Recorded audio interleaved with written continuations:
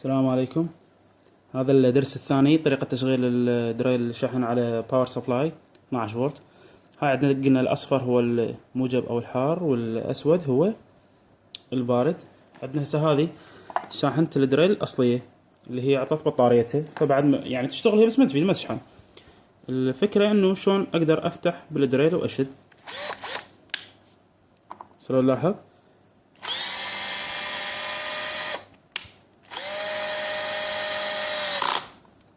اشتغل طبيعي ممتاز شغله.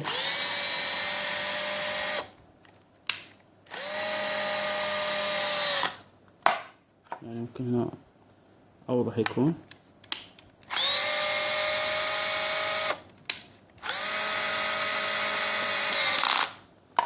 هذه التدريجات مالته هنا على اللي يعجبني.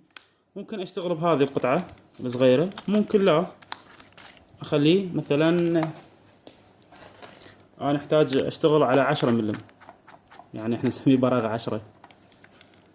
ممكن هذا ايضا يلبي الطلب، فتح وشد، وشغله جدا جدا ممتاز على باور سبلاي 12 فولت. هو ياخذ 14.4 بس ممكن نشغله على باور سبلاي 12 فولت. اتمنى ان شاء الله وصلت الفكرة، واي سؤال انا حاضر.